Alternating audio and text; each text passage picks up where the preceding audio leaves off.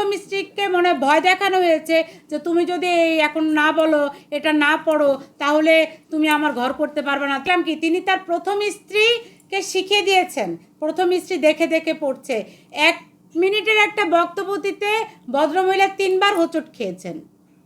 যদি কারো মনে দুঃখ থাকে, যদি কোনো কথা সত্য হয়, তাহলে দেখে দেখে পড়ার তো দরকার নাই। স্ক্রিপ্ট কেন?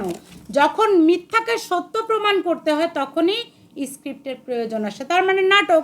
প্রথম স্ত্রীকে মনে ভয় দেখানো হয়েছে যে তুমি যদি এই এখন না বলো, এটা না পড়ো, তাহলে তুমি আমার ঘর করতে পারবে না, তুমি আমার ভাত খেতে পারবে না। ওই বুড়া মহিলা কই যাবে? লেখা নাই, পড়া নাই। তখন বুড়া মহিলা ভেবেছে আমার স্বামী, এজন্য বুড়া মহিলাও দেখে দেখে স্ক্রিপ্ট পড়েছে।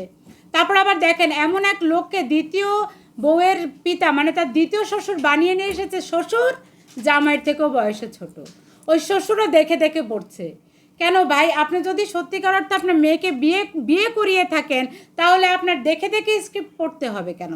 তারপর আবার দ্বিতীয় মেয়ে হিসেবে, দ্বিতীয় বউ হিসেবে আরেকটা মেয়ের বয়ান তারা নিল, ওই মেয়েটাও দেখে দেখে পড়ছে। তো সবাই দেখে দেখে স্ক্রিপ্ট পড়া শুরু করলো।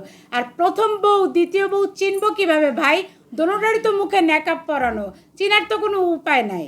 জনগণ আসলে জামাত ইসলামের এসব নাটকীয় প্ল্যাটফর্ম থেকে বেরোতে চায়। নাটক বন্ধ করো প্রিয়, নাটক বন্ধ করে দেশের মানুষের জন্য কাজ করো। এইসব নাটক দেশের মানুষের সাথে দেখাতে আসবে না। জনগণের জন্য কাজ করেন, নাহলে 2 দিন পরে ঝাড়ু দিয়ে বাড়ি দিয়ে পাকিস্তান পাঠিয়ে দিবে।